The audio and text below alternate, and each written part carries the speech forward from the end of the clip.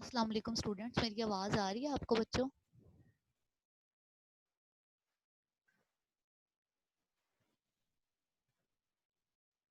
वालेकुम अस्सलाम अस्सलाम। वालेकुम। अस्सलाम। वालेकुम अस्सलाम। कैसे हैं आप बिलाल और बाकी सब लोग अल्हम्दुलिल्लाह बच्चों मैम। कैसे हैं? आज तो मुझे लगता है आपने रिपोर्ट भी सबमिट करवानी है। यस मैम, मैम उसी के बारे में बात कर रही हूँ। जी जी कर लें बच्चों, अगर किसी की अपनी आईडी से नहीं हो रही तो अपने किसी फ्रेंड को बोल दें। हाँ बस अपना टाइटल पेज लगा दीजिएगा ताकि मुझे पता चल जाए ये किसकी रिपोर्ट है। Yes ma'am. जी जी रबिया पूछिए। मैम बस मेल ही करनी है ना? जी बच्चों मेल ही करनी है। तो मैम रात तक कर सकते हैं 12 बजे तक? हाँ जी आज रात 12 बजे तक कर सकते हैं। तो मैम हम अभी ओके मैम। पूछ सकते हैं अगर पूछना हो तो। जी जी पूछे पूछे। मैम ये जो केस फॉर्मुलेशन था, जी मैम इसकी मुझे समझ ही नहीं आई। केस फॉर्मुलेशन जिसमें वो बॉक्स बना हुआ था जो पिक्चर बनी हुई थी डायग्राम, उसकी बात यस कर रही हैं मैम। आप? Yes ma'am. यस। अच्छा इस वक्त ना मेरा लैपटॉप दूसरे वाला है, केस फॉर्मुलेशन वाला मेरे पास है नहीं है। अगर आप में से कोई स्क्रीन शेयर कर सकता है तो कर दे, फिर मैं वहां पे समझा देती हूँ आपको।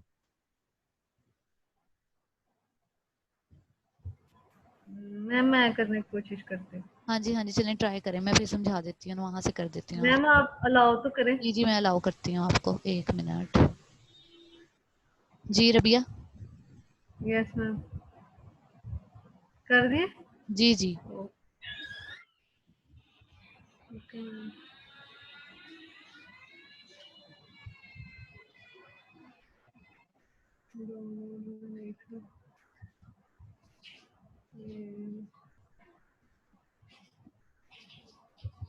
मैम मैं कर देती हूँ।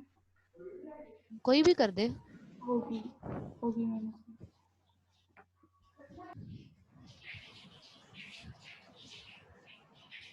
चलो तुम कर दो, मुझे मिल नहीं रहा। अच्छा करती हूँ।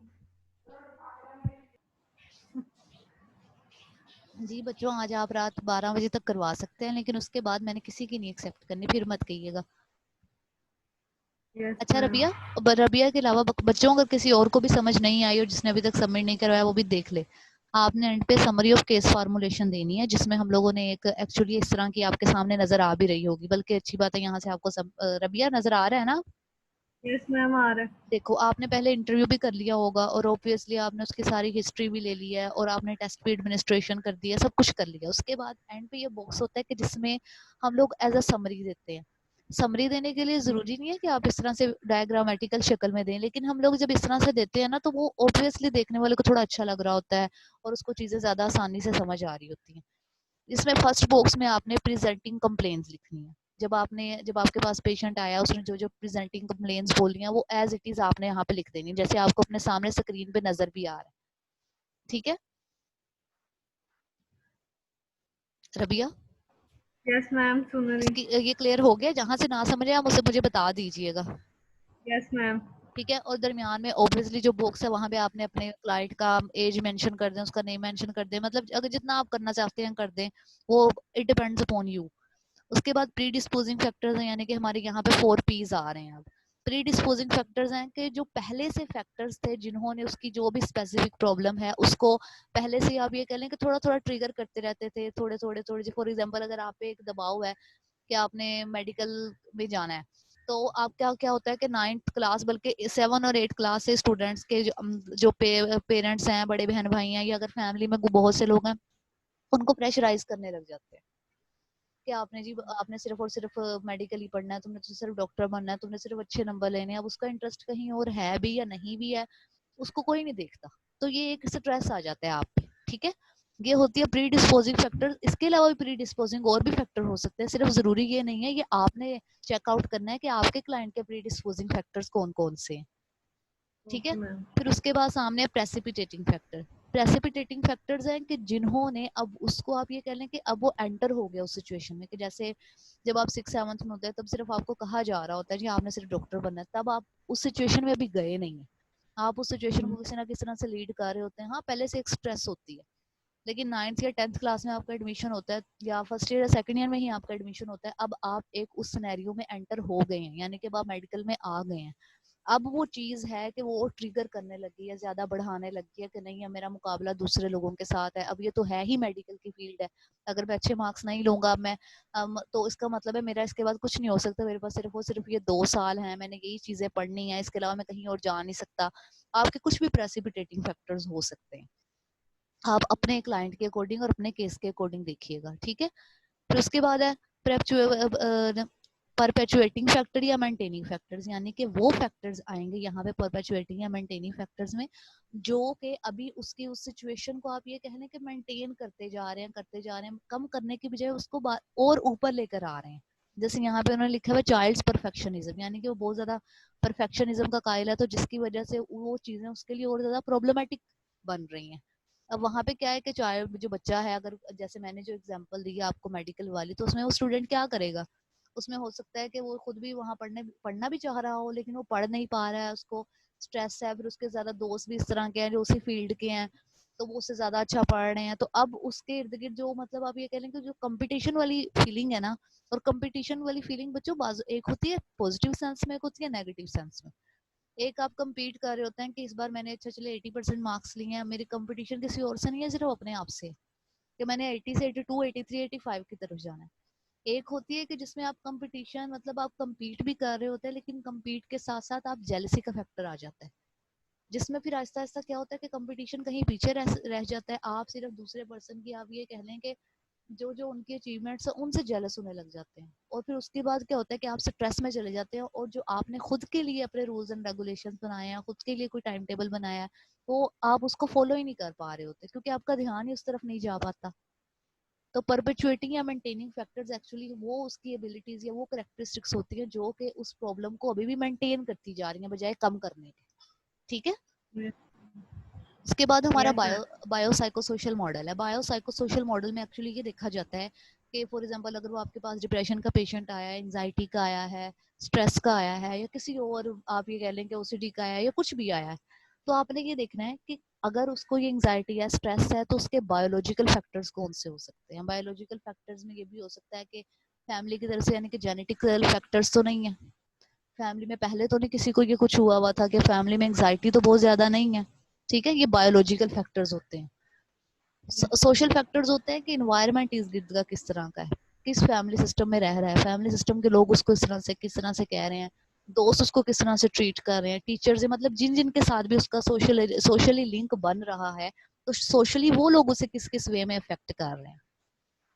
और तो उसके मैम अगर इन तीनों में से कोई भी फैक्टर होगा तो उसे यहाँ पे मेंशन करेंगे इसके नीचे। जी बच्चों, इन तीनों आप बच्चों हमारा जो भी साइकोलॉजिकल डिसऑर्डर है ना, वो कहीं ना कहीं इन तीनों के साथ लिंक कर ही रहा होता है। तो आप यहाँ पे मेंशन कर देंगे, जैसे बायो में हो सकता है कि उसके पेरेंट्स में किसी को भी ना हो, यानी कि उसको जेनेटिकल फैक्टर्स ना हो, लेकिन किसी चोट की वजह से या घर के लोग या किसी बहन भाई को है, तो बहन भाई को देख के भी बाजू का हम वो चीजें सीख लेते हैं। तो वहां पे भी हम फिर जेनेटिकल फैक्टर्स ही मूव उसको करवा रहे होते हैं कि फैमिली में था तो इस वजह से उसने वहां से लर्न किया है। फिर साइको फैक्टर्स तो मैम ये इन्वायरमेंटल में नहीं आएगा?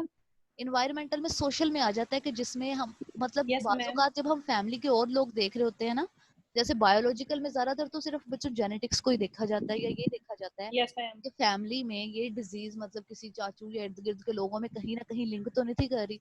जैसे हम लोगों ने एक कॉन्सेप्ट पढ़ा था जब हम लोग बच्चों हेरिडिटरी पढ़ रहे होते हैं 9th 10th में, रिसेसिव जीन और prominent gene. Yes ma'am. Recessive gene वो डोमिनेंट और रिसेसिव। रिसेसिव जीन वो होती हैं कि यस चलें मैम। वो आपके आप ये कह लें कि एक जनरेशन से दूसरी जनरेशन की तरफ नहीं इतना ज्यादा डोमिनेंट हो रही होती, बल्कि वो 3rd या 4th जनरेशन में जाके दोबारा से डोमिनेंस दिखा रही होती हैं अपनी। लेकिन एक होती है डोमिनेंट जो कि 2nd जनरेशन में भी बहुत ज्यादा डोमिनेंट होती है, और मतलब जनरेशन टू जनरेशन वेरी कर रही होती है। तो बाजू का तो हो सकता है पेरेंट्स में ऐसा कुछ ना हो, लेकिन उनके ग्रैंड पेरेंट्स को इस तरह का कोई मसला हो। तो यहाँ पे बायो साइको सोशल मॉडल में यानी कि बायोलॉजिकली साइकोलॉजिकली और सोशली किन किन मतलब कौन कौन से ऐसे फैक्टर्स हैं जिन्होंने उसकी इस जो भी उसकी प्रॉब्लम है, आप ये कह सकते हैं कि उसकी वजह हो सकते हैं। और अगर आपको कोई लग रहा है कि इनमें से कोई एक मैम अगर कोई भी नहीं है यहाँ पे फॉर तो एग्जांपल फातिक छोड़ दो। कोई भी नहीं कैसे हो सकता, चलिए हम बायो को कह सकते हैं कि मैम साइको तो लाजमी साइको हो सकता है ना। साइको सोशल तो बच्चों जरूर होता है ना। बायोलॉजिकल को बाजू का मतलब बहुत सी सिनेरियो में बायोलॉजिकल नहीं भी होता, बायोलॉजिकल बाद में बन जाता है, पहले नहीं होता। आप किस तरह से कह सकते हैं बच्चों कि नहीं हो सकता, मतलब हो सकता, आप अपना पॉइंट तो बताइए ना, हो सकता है कि आप जिस तरह से कह रहे हो। मैम मतलब इस जी पॉइंट जी जी जी कहिए। मैम मैम अगर ये मतलब जो रिपोर्ट एक मिनट, मैम एक अगर एक बोल रहे बच्चों, मुझे समझ नहीं आ रही कौन कौन बोल रहा है। मैम अगर डिप्रेशन के थोड़े से सिम्टम्स आ रहे हैं हाँ तो वो ऐसे किसी में भी नहीं है, डिप्रेशन की कह फैमिली रहे में हो आप? किसी में नहीं है डिप्रेशन मैम। के, जी जी जी जी। इकरा, हेलो इकरा, मुझे आवाज नहीं आ रही। मैम आप क्या पूछ रही हैं? मैं बच्चों ये पूछ रही हूँ कि आप कह रहे हो ना कि बायोसाइकोसोशल मॉडल के अगर कोई पर्सन, जैसे मैंने बोला कि इनमें से ये तीनों मॉडल होते हैं, आपने बोला कि अगर इनमें से कोई भी ना हो, तो मैं वो पूछ रही हूँ कि आप मतलब आप जिस तरह से पूछना चाह रहे हैं आप अपना वो बताएं। तो आप वो बता रही थी लेकिन बीच में ही आप चुप हो गई, या हमें ये नहीं, आवाज मैं नहीं बोल आ रही रही थी, मुझे मेरी आवाज अच्छा आ वो रही थी आवाज नहीं आ रही। मैम। मैम जिस तरह आप अगर डिप्रेशन है, डिप्रेशन की सिम्टम वो किसी में भी नहीं है हम्म अगर फैमिली में, हम्म। हमारे पीयर ग्रुप में भी कहीं पे नहीं है, और सही अगर है सेकंड कजन्स में भी कहीं पे भी नहीं है, तो सही फिर है। हम क्या लिखेंगे एक मिनट एस्टिमेशन? बच्चों, अब हम बायोलॉजिकल फैक्टर्स को ना, अभी सिर्फ बायोलॉजिकल फैक्टर्स को ही देख ले। रबिया आपको आवाज आ रही है ना, सुन रही है ना आप? यस मैम, सुन रही अच्छा ठीक है बच्चों, बच्चों बायोलॉजिकल फैक्टर्स में एक तो हो गया हमारा जी, चले हमारा जेनेटिकल वल्नरेबिलिटी, यानी कि जी जेनेटिक्स में हो सकती है, ठीक है, ये एक पॉइंट है, नहीं है तो नहीं भी हो सकती। उसके अलावा बच्चों हमारी न्यूरोकेमिस्ट्री भी तो होती है ना, न्यूरोट्रांसमीटर्स नहीं पढ़ रहे होते हम। तो अगर हम ये कह लें, मतलब हम लोग जब देख रहे होते हैं ना, हम लोग मतलब जब हम लोग थे बीएस में, या हम लोग मतलब तब इतना नहीं पता था, तो हम भी सिर्फ यही देखा करते थे कि अगर जेनेटिक्स में है तो इसका मतलब है, अदरवाइज है ही नहीं है। हम उसका न्यूरोकेमिस्ट्री भी आप देखिए जब डिप्रेशन होता है तो हमारे डोपामिन या उनका लेवल आगे पीछे नहीं हो रहा होता। तो आप जब भी किसी भी, आप ये कह लें कि आप किसी भी डिसऑर्डर को जब देखेंगे तो वहां पे न्यूरोकेमिस्ट्री तो हर किसी की डिस्टर्ब हो रही होती है ना। इकरा क्लियर हो रहा यस है? मैम। फिर न्यूरोकेमिस्ट्री को देखा जाता है, फिर उसके साथ साथ उसकी फिजिकल हेल्थ को भी देखा जाता है कि क्या वो यस पर्सन मैम। इतना स्ट्रोंग है कि वो किसी भी स्ट्रेसफुल सिचुएशन को, किसी भी एंशियस सिचुएशन को फील मतलब बियर कर सकता है। आपको पता है बहुत से लोग स्ट्रेस में हो तो उन्हें बुखार हो जाता है, या बहुत से लोग बहुत ज्यादा स्ट्रेस लेते हैं और मतलब बाजू का, तो आपने बहुत दफा देखा नहीं है, मतलब मैम चले सर दर्द स्टार्ट हो जाता है वैसे। सर दर्द स्टार्ट हो जाता है। अगर मूवीज में ही आपने देखा होगा जी, उसने बहुत ज्यादा स्ट्रेस लिया, अब जी वो बेहोश हो गया या ब्रेन हेमरेज हो गया, मतलब डिफरेंट चीजें अलग अलग तरह से इफेक्ट कर रही होती है हम पे। तो हमारी फिजिकल हेल्थ भी इसके साथ लिंक कर रही होती है। फिर उसके बाद इसके साथ साथ कोई ना कोई आप देखें कि बहुत, जैसे हम लोग हमेशा पढ़ते हैं डिप्रेशन की एक सबसे पहली सिम्टम डिप्रेशन में पढ़े होते हैं कि बाजुकात हमारा, हम बहुत ज्यादा खाने लग जाते हैं कुछ लोग डिप्रेशन में, और कुछ लोग डिप्रेशन में बिल्कुल ही खाना पीना बंद कर देते हैं। और कुछ लोग हैं कि जो उल्टे सीधे, आप ये कहें गलत टाइम पे खा रहे होते हैं, रात को 3 बजे उठ के उनको भूख लग रही है जी, और भूख भी क्या लग रही है, आइसक्रीम खानी है, और वो इतनी ज्यादा खानी है अब समझ ही नहीं आ रही। तो ये हमारे मूड स्विंग जो होते हैं ना, ये भी हमारी एक्चुअली फिजिकल हेल्थ के साथ रिलेट कर रहे होते हैं, यानी कि हमारे मेटाबॉलिक डिसऑर्डर्स आने लग जाते हैं। कुछ लोग बहुत ज्यादा परेशान हो या बहुत ज्यादा स्ट्रेस लेने लग जाए, आपने बहुत दफा देखा होगा, उन्हें वॉमिटिंग की बहुत ज्यादा कंप्लेन होना स्टार्ट हो जाती है, मैम ज्यादा कुछ स्ट्रेस लोग नहीं ले पानी सकते। मतलब पानी बहुत ज्यादा पीते रहते हैं, कुछ और नहीं मिलता पानी पीने चले जाते हैं। और इसके साथ साथ बच्चों फिर मतलब ये, और इसके अलावा हो सकता है कि वो कोई ना कोई आप ये कह लें कि बाजू का कुछ ड्रग्स हम यूज कर रहे होते हैं ना, ड्रग्स का मतलब वो वाली ड्रग्स नहीं है कि जैसे हमने स्ट्रेस होती है तो सर दर्द होने लग जाता है, तो बाज लोग क्या करते हैं, फौरन से स्ट्रेस हुई है, सर दर्द हुआ है, तो फौरन से कोई ना कोई गोली ले लेंगे। अब आप जब भी कोई मेडिसिन यूज कर रहे होते हैं, जब भी आप कोई ड्रग यूज कर रहे होते हैं, ऑब्वियसली उस ड्रग का भी एक इफेक्ट हो रहा होता है आपके बॉडी पे। तो ये हमारे सारे बायोलॉजिकल फैक्टर्स हैं, सिर्फ आपने जेनेटिक्स को नहीं देखना, ठीक है? इकरा समझ आ गई अब? Yes ma'am. मैम एक मिनट इकरा, ये मैम थोड़ा इस सा इसको बायोलॉजिकल नीचे करना अपनी ये रिपोर्ट को।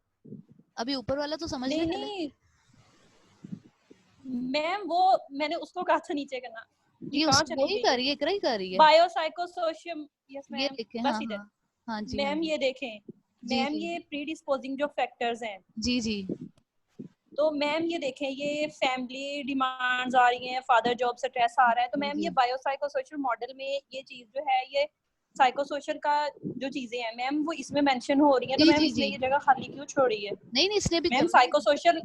इसने भी अच्छा करनी ठीक है होगी, मे मैम। भी इसने भी कंप्लीट ना किया हो, ये मेरा, मैंने ना स्क्रीन शेयर करी, इकरा कर रही है अभी ma'am screen share, okay sorry ma'am. Mariam कर रही है, पता नहीं इकरा कर रही है।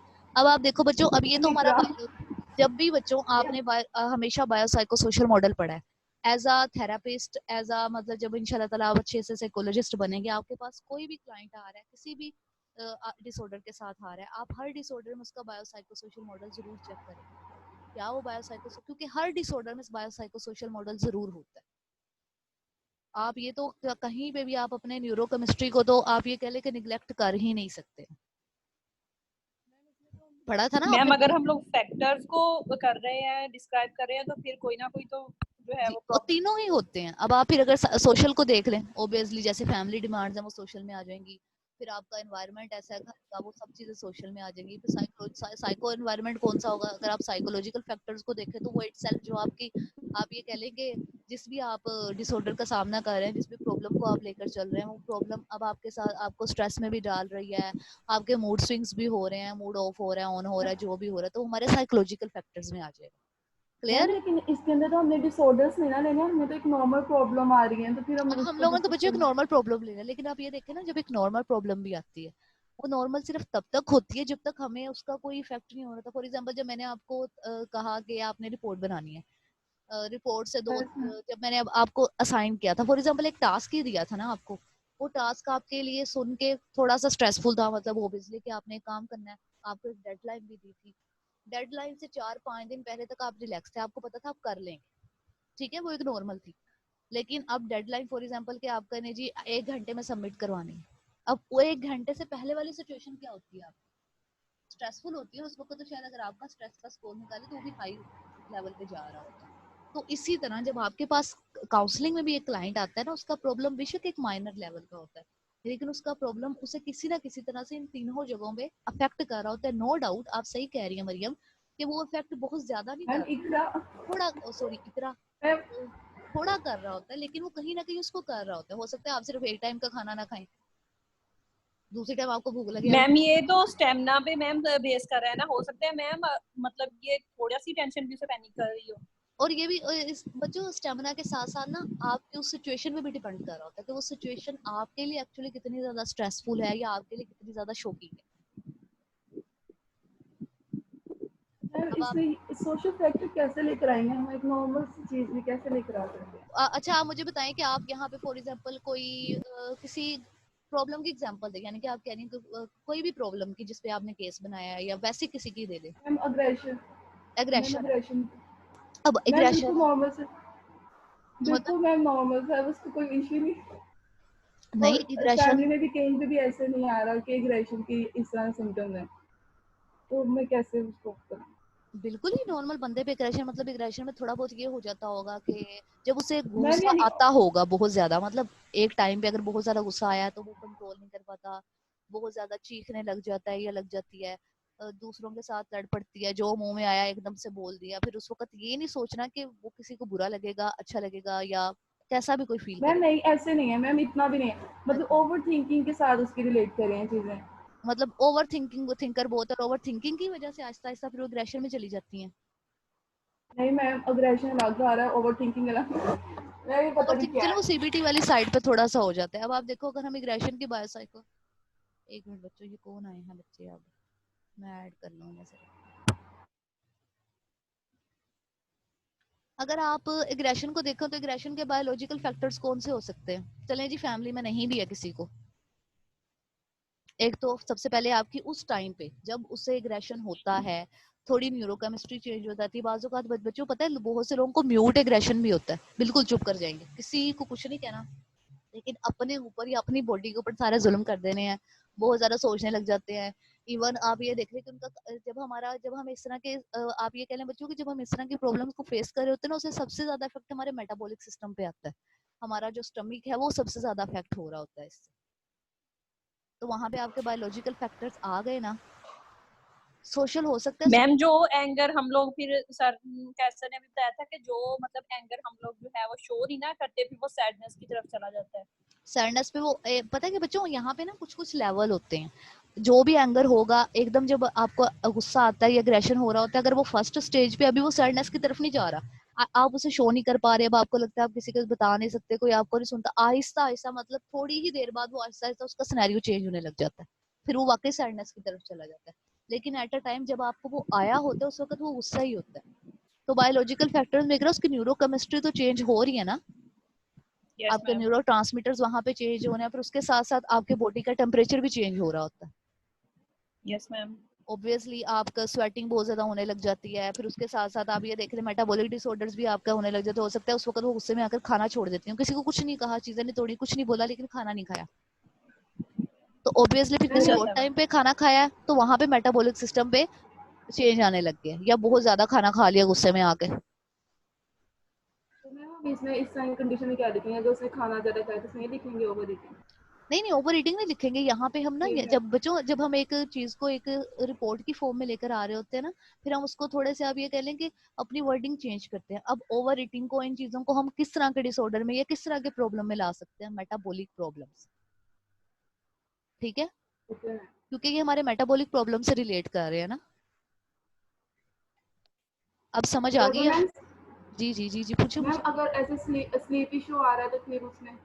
अब जब स्लीप इशू आता है तो ऑब्वियसली स्लीप का इफेक्ट किस पे हो जाता है? फिर बायोलॉजिकल फैक्टर्स है ना वो भी।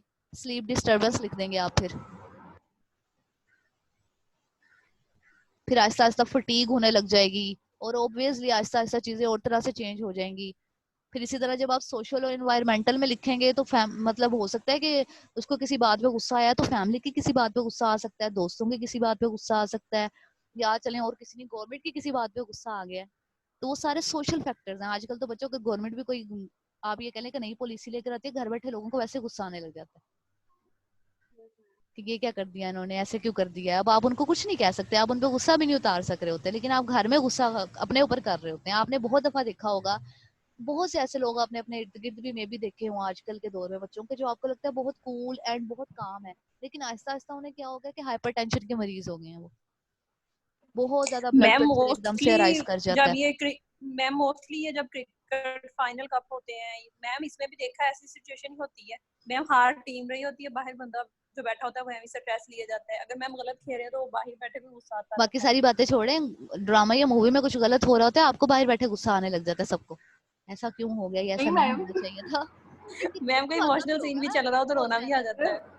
जी जी, उस वक्त भी बच्चों ये सब आपकी सब चीजें ना एक दूसरे के साथ होकर, इवन जो वो लोग बहुत नॉवल पढ़ते हैं, हो सकता है कि नॉवल में किसी के मरने पे बकायदा वो खुद रोना पीटना डाला हो उन्होंने अलग से। मैम मैंने तो बड़े वहाँ है। अच्छा इकरा, अब क्लियर हो गया आपको? पता नहीं। अच्छा कहाँ से नहीं हुआ, दोबारा पूछ लें। नहीं, यहाँ पे प्रॉपर्ली लिखनी क्या चीज है, फिर बच्चों समझ यहाँ आ पे गई कि ये सिम्टम्स है। जी जी, आपने तो यहाँ हम पे इसमें सिंपल, आपने यहाँ पे सिंपल ना वही सिम्टम्स लिख देने, आपने सारे नहीं लिखने, क्योंकि ऑब्वियसली हमारे पास इतनी जगह नहीं है। आप क्या करेंगे, आपको बायोलॉजिकल फैक्टर उसकी प्रॉब्लम के अकॉर्डिंग जो लगे, आपने यहाँ पे दो चार वो लिख देने, क्योंकि आपने ऊपर तो डिटेल में लिखा ही हुआ है ना। जब मैं यहाँ पे पढ़ूंगी, या आपका कोई भी, आप ये कह लें कि एक्सटर्नल सुपरवाइजर आ रहा है, वो इन चीजों को देख रहा है, वो आपसे इनको डिफाइन करने को कह रहे थे कि आपने बायोलॉजिकल फैक्टर लिखे हैं आपने अपने प्रॉब्लम के अकॉर्डिंग। तो आपने कैसे लिखे, आपने तो सिर्फ ये लिखे हैं, तो वहां पे आप ये बता सकते हैं कि यहाँ जगह की कमी थी या कोई और मसला था, लेकिन आपने बकायदा ऊपर सब फैक्टर्स को डिफाइन किया। यहाँ पे बच्चों आपने सिंपल वो फैक्टर बताने हैं कि फैक्टर को पढ़ के सामने वाले को समझ आ जाए जी ये बायोसाइको सोशल मॉडल को मीट कर रहे हैं। ठीक है ठीक है मैम। रबिया, आपको क्लियर हुआ है? रबिया बेचारी बीच में पता नहीं किधर चली गई, उसकी तरफ ध्यान ही नहीं गया। यस मैम, सुन रही हूँ मैं। बायोसाइको नो सोशल मैम, मैं मॉडल सुन रही। अच्छी तरह से समझ आ गई है? यस मैम, अच्छा ठीक है, इंशाल्लाह। हाँ एक पहला जी। वो मुझे पता चलेगा। उसके बाद बच्चों असेसमेंट है, असेसमेंट में ऑब्वियसली यस आपने मैम। इंटरव्यू किया है, फिर उसके साथ साथ आपने जो जो भी अपने स्केल्स लगाए हैं, उन स्केल्स के आपने सिंपल नेम लिख देने। ठीक है, उसके बाद मैनेजमेंट में आ जाता है बच्चों कि आपने क्या क्या रिकमेंडेशन दी हैं, आपने उनको मतलब आपने अपने अकॉर्डिंग क्या क्या थेरेपी उनको सजेस्ट किया, आपने उनके यहाँ पे नेम लिख देने। ठीक है, सिंपल है ये। अब मैम असेसमेंट वाला पॉइंट दोबारा बता दें। दोबारा बता देती हूँ बच्चों। असेसमेंट में जैसे हम लोगों ने इंटरव्यू लिया है, आपने इंटरव्यू लिख देना है, फिर उसके बाद यहाँ पे लिखा हुआ है behavioural assessment subjective rating scales या कुछ भी है, आपने यहाँ पे ना सिंपल जो भी स्केल्स आपने यूज किए हैं, जैसे जी आपने एसपीएम यूज किया है, आपने बीडीआई यूज किया, आपने बीएआई यूज किया है, आरआईएसबी यूज किया, एचएफडी यूज किया, मतलब जो भी स्केल आपने उस पर्सन पे यूज किया है ना, उनके नेम आपने मेंशन कर देने बस। ठीक है, मैम स्कूल क्यों लिखा हुआ है? स्कूल कहाँ लिखा है? मैम ये रेटिंग के आगे स्कूल लिखा हुआ है। बच्चों को इकरा शायद अपना कोई काम कर रही होंगी ना, उन्होंने वैसे ही शेयर कर अच्छा, दिया ठीक है screen। ठीक सही में। मैम इंटरव्यू इसमें टेबल में कुछ अजीब सा नहीं लगेगा मैम? नहीं, क्योंकि देखिए ना हमारा जो इंटरव्यू भी होता है ना वो भी हमारी असेसमेंट ही होती है। वो इंटरव्यू हमें कहीं ना कहीं एक सिनेरियो दे रहा होता है कि जी इस पे ये टेस्ट लगा सकते हैं, अच्छा अब इसने यहाँ पे ये बात बोली है तो हम तो ये टेस्ट भी इस पे अप्लाई कर सकते हैं, तो इसीलिए हम इंटरव्यू मैम को फिर कर रहे हैं। बहुत ही ma'am to the interview point के सी मैम 2 लाइनें बाद मेंशन करनी पड़ेंगी। हाँ जी, बस आपने इंटरव्यू लिखना है, आपने इंटरव्यू लिखना नहीं है सिर्फ जैसे यहाँ पे इंटरव्यू का नेम लिखा है ना, आपने भी सिर्फ ऐसे नेम ही लिखना है। मैम इसके साथ मैम हम लोग बिहेवियर ये बस ऑब्जर्वेशन पॉइंट भी शो लिख करना सकते है। हैं। जी जी, सिर्फ पॉइंट्स शो करने हैं सिर्फ। ओके जी जी बच्चे मैम सिर्फ इसमें मैंने पॉइंट नहीं लिखा होगा उसको, ये पहले से ही कुछ है। जी जी। मैम अच्छा ये ब्लॉग बनाना लाजमी है? हाँ जी, ये सारे बॉक्स बनाने लाजमी है, ना बनाए तो मैं तुम लोगों के नंबर काटने हैं। इसमें कपड़े रखने हैं सारे। मैम इसमें ये इंटरव्यू और बिहेवियर मैम असेसमेंट मेरा क्वेश्चन बच्चों बिहेवियरल असेसमेंट तो मैंने सिर्फ ऐसे लिख दिया था ना कि आप उसकी बिहेवियरल असेसमेंट कर रहे हैं अलग से, लेकिन आप ना इस तरह से नहीं लिखेंगे, आप इंटरव्यू तो इंटरव्यू एज इट इज लिखेंगे। उसके बाद आपने इस पे जो जो टेस्ट अप्लाई किए है ना, फॉर एग्जांपल आपने एसपीएम लगाया है, आपने बीडीआई लगाया है, बीआई लगाया है, आरआईएसबी लगाया है, एग्रेशन का स्केल लगाया है, मतलब जो जो आपने अप्लाई किए हैं ना टेस्ट, आपने सिर्फ उन टेस्ट के नेम यहाँ पे मेंशन मैम असेसमेंट टूल्स लिखने हैं बस यहाँ पे। जी जी जी, सिर्फ उनका नेम मेंशन करना। बट मैम मैंने यहाँ पे बिहेवियर ऑब्जर्वेशन लिखा है। चलें कोई बात नहीं, फिर आप उसको ठीक कर लें, जो भी मुबारक। मिस्टेक है वो ठीक हो जाएंगी, फिक्र ना करें। Okay ma'am.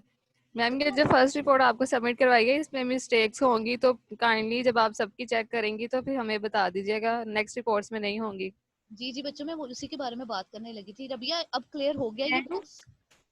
पास तौर पे मेरा कंक्लूजन जरूर देखिएगा, मुझे उसमें थोड़ा सा डाउट है, फिर मुझे बता दीजिएगा प्लीज। जी जी आमना इंशाल्लाह ताला मैं बता दूंगी। अच्छा बच्चों, रबिया आपको क्लियर हो गया ये? मैम मैंने मैनेजमेंट इंक्लूड नहीं किया, काइंडली वो इन्फॉर्म कर दीजिए। अगर आप कहें तो मैं दोबारा मेल कर देता हूँ। बच्चों मैनेजमेंट में आपने एक्चुअली जो थेरेपीज है ना, आपने अपनी थेरेपी कौन सी थेरेप्यूटिक टेक्निक्स अप्लाई की हैं अपने क्लाइंट को, जैसे यहाँ पे आपके सामने टाइम मैनेजमेंट लिखा आ रहा है, स्टडी स्किल्स, मतलब ये तो एक आप ये कह लें कि आपके सामने सिर्फ वो चीजें बताई गई हैं जो कि आपको एज एन एग्जांपल दी थी। अब आपने उनको ब्रीदिंग एक्सरसाइज करवाई है, आपने थॉट रिकॉर्ड शीट उनसे फिल करवाई है, या आपने उनको थॉट रिकॉर्ड शीट अपना माइक थोड़ा करीब कर लें, आवाज स्लो आ रही है। अच्छा अब आ रही है सही? Yes ma'am. मैं ये कह रही हूँ कि मैनेजमेंट में आपने जो जो थेराप्यूटिक टेक्निक्स अप्लाई की है ना अपने क्लाइंट पे, यहाँ पे आपने उनको मेंशन करना है। जैसे कि आपने उन्हें ब्रीदिंग एक्सरसाइज करवाई है, आपने उन्हें होमवर्क दिया है कि वो जो अपनी थॉट रिकॉर्ड करके लाएं, यानी कि थॉट रिकॉर्ड शीट मैंने एक आपको दी थी कि जिसमें आप अपने क्लाइंट को बोलेंगे कि आपने अगर ये सोच रहे थे, फिर उसके बाद आपने कब तक ये सोचा और ऐसा सोचने के बाद आपका क्या इफेक्ट हुआ, मतलब आपके पास इसका क्या एविडेंस है, प्रूफ है कि आप ऑथेंटिक सोच रहे हैं या इनऑथेंटिक सोच रहे हैं। मतलब जो भी स्किल्स या जो भी काम आप अपने क्लाइंट को करने के लिए दे रहे हैं ना अकॉर्डिंग टू थेरेपी, आप उसका यहाँ पे नेम मेंशन करें, ठीक है? अगर आप फॉर एग्जांपल जैसे यहाँ पे आपको लिखा नजर आ रहा है रियलिटी थेरेपी, अब आपने यहाँ पे लिख दिया रियलिटी थेरेपी, तो मैं आपसे ये नहीं पूछूं, मैं इस बात पे खुश नहीं होंगी कि आपने रियलिटी थेरेपी अप्लाई की है, बल्कि मैं आपसे ये पूछूंगी कि आपने रियलिटी थेरेपी किस तरह से अप्लाई की है, कौन सी टेक्निक अप्लाई की है, तो वहां पे ये बातें आपने ऊपर मेंशन की होंगी डिटेल में, ठीक है? Yes ma'am. इसमें हम वैसे भी कोई टास्क वगैरह अगर देते हैं अपने क्लाइंट को तो मैम वो भी मेंशन करना है।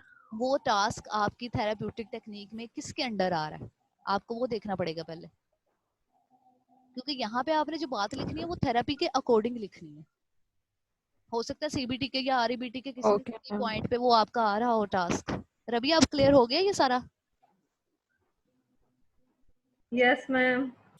अच्छा बच्चों, अब मैंने आपको ये मरियम और इकरा आपको मैम जी जी जी क्लियर हो गया मुझे। और किसी मैम मैंने ये पूछ जी जी पूछे पूछे। मैम मैंने ये जो आपने बताया कि इस मैनेजमेंट में आपने थेरेपीज बताई हैं, तो इसमें मैंने लिखी है जो जो थेरेपी मैंने अप्लाई किया ना, जी जी तो जी मैंने उसके स्टेप वाइज लिख दिया है कि मैंने फर्स्ट स्टेप था जैसे उसका रियलिटी थेरेपी का जो मैंने उसका गोल बताया, उसके बाद उसका स्टेप बताया है हाँ ठीक है रिलीजियम और रिस्पॉन्सिबिलिटी। तो ठीक मैम है। इसको तो यहाँ पे डिफाइन कर दिया है इसके स्टेप्स, लेकिन इसको डिटेल वाइज कहाँ पे डिफाइन करना है, अच्छा सेशंस में या इससे पहले? सेशन से पहले बच्चों एक जगह रिकमेंडेशन दी है ना, जी मैम। जी, वहां पे भी आप वहां पे भी डिफाइन कर सकते हैं। इसके अलावा आप इसको अगर वहां पे डिफाइन नहीं करना चाह रहे, वहां पे भी आप सिंपल नेम मेंशन करके सेशन के अंदर भी डिफाइन कर सकते हैं। Okay ma'am. अच्छा बच्चों, और जो मैम आपकी सब्जेक्टिव रेटिंग्स जो है उसमें क्या करना है हमने? सब्जेक्टिव बच्चों, ये सिर्फ मैंने वैसे ही दे दिया था, यहाँ पे लिख दिया था कि सब्जेक्टिव रेटिंग कोई नहीं है। आपका जो भी स्केल है ना, जितने भी हम स्केल यूज करते जी हैं वो सारे सब्जेक्टिव रेटिंग स्केल ही होते हैं। यानी कि हम हर सब्जेक्ट की, यानी कि हर सब्जेक्ट एक्चुअली हम अपने पर्सन या अपने क्लाइंट को कह रहे हैं। तो जी मैम। वो जो भी वहां पे उस स्केल में वो स्कोर ले रहा है ना, वो उसकी सब्जेक्टिव रेटिंग है। ठीक है। Okay ma'am.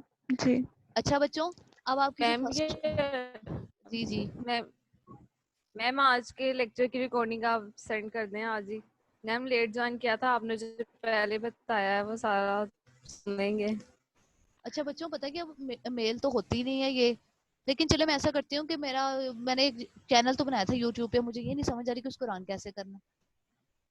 चलो मैं ट्राई करती हूँ कि इसको वहां पे ये मैं इसको कर दूं, फिर मैं आप लोगों को दे दूंगी। या फिर अगर मैं आपको मेल भी कर दूंगी तो आपको गूगल ड्राइव के थ्रू इसको ओपन करना पड़ेगा आई थिंक। मम्मा आपने कहा मैम था ये सर। गूगल ड्राइव से कर लेंगे हम लोग। चलें ठीक है, फिर मैं देखती हूँ, मैं कर देती हूँ, फिर आप कर लीजिएगा।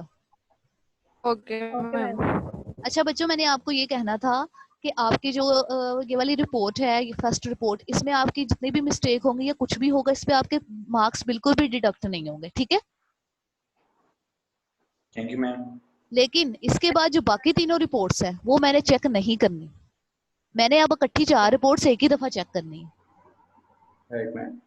बट क्योंकि मैम एक ही क्लाइंट के ऊपर इतने सारे टेस्ट किस तरह अप्लाई करें मैम? वो तुमने एक्सक्यूज कितने करते हैं। एक लाइन पे कितने टेस्ट अप्लाई करने हैं आपने? बीडीआई कर लेना, मैम एचपीएम कर लेना है। मैक्सिमम हम 3 कर सकते हैं मैम। बस करो, 3 टेस्ट लेके मैम मेरे पास कोई मैक्सिमम आया ना, उसको तुम्हें छोड़ना नहीं है। मैम आप कितने कहती हैं कि कितने टेस्ट अप्लाई करें? मैम क्लाइंट चेंज कर देते हैं, बच्चों, इतने कम क्लाइंट टेस्ट ज्यादा भी ना कर देते हो हैं। कि मैं उस कम टेस्ट को देख के मुझे यही ना पता चले कि इस क्लाइंट का आपने क्या रिजल्ट निकाला है। मैम मैक्सिमम 3 टेस्ट अप्लाई कर सकते हैं क्लाइंट के ऊपर, बच्चों क्योंकि एटलीस्ट इतना टाइम ड्यूरेशन। 5 टेस्ट तो आप अप्लाई करें ना। दानियाल वो सर ने हमें बताया मैम अच्छा 5 बच्चों बीडीआई है, बीएआई है, फिर उसके साथ साथ आपका आरआईएस भी है। 3 तो यही हो गए, एसपीएम है चौथा, ये हो गया, एचएफडी आपने हर किसी पे लगाना है। 5 टेस्ट तो मैंने गिनवा दिया आपको। Yes ma'am.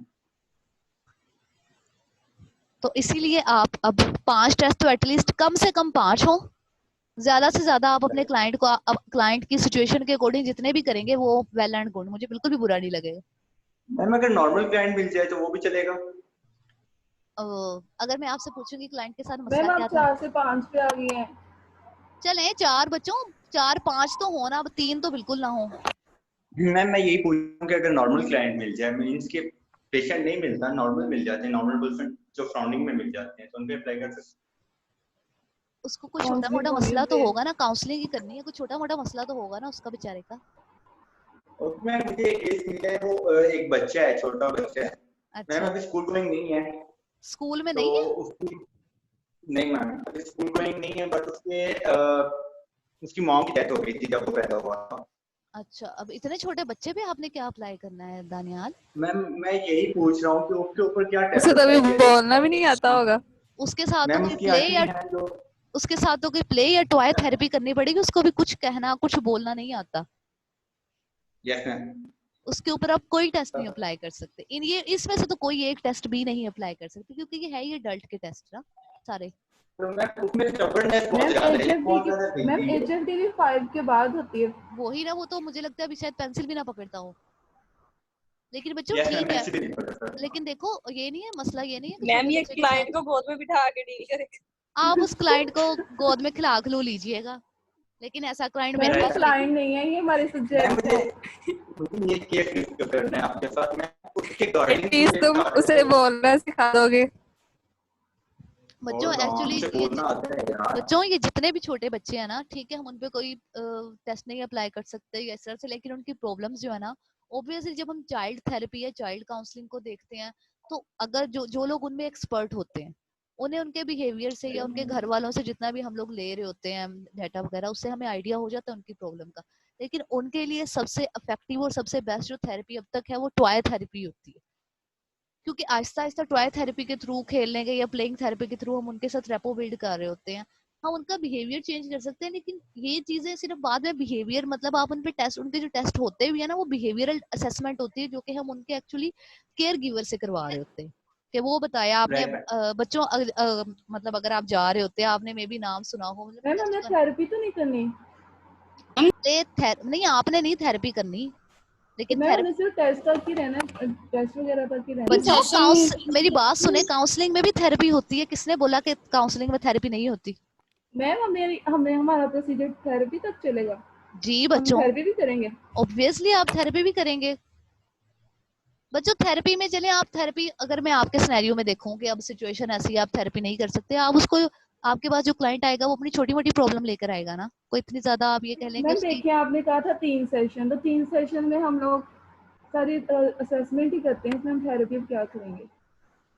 बच्चों मेरी बात सुने, आप लोगों ने 3 सेशन जो है ना वो मुझे लिख के यहाँ पे 3 सेशन देने हैं। आप हो सकता है उससे Yes, ज्यादा ma'am. सेशन भी कर रहे हो, एक सेशन में आपने इंटरव्यू ले लिया, रेपो बिल्ड कर लिया है, दूसरे सेशन में चले आपने सारे टेस्ट अप्लाई कर लिया है, तीसरे सेशन में आप उसको कोई ना कोई रिकमेंडेशन दे रहे होते हैं, रेकमेंड तो कर रहे होते हैं ना, चलिए आप थेरेपी ना करें, आपने कोई रिकमेंडेशन तो दी है ना, आपने उससे कोई सजेशन दी है कि चलो आप ये कर लेना, आपका टाइम नहीं गुजरा, चलो आप, आपको पेंटिंग बहुत अच्छी करनी आती है, आप ये पेंटिंग बना लिया करें, या आप फलां चीज में आपका इंटरेस्ट है, चलिए आप इसकी तरफ देख लें, आप ये कर लें, मतलब हम उन्हें सजेस्ट कर रहे होते हैं, क्योंकि आप अभी प्रोफेशनल साइकोलॉजिस्ट नहीं है, लेकिन जब आप होंगे तो बेशक आप किसी की काउंसलिंग भी कर रहे होंगे तो वहां पे आपको थेरेपी करनी है, ठीक है?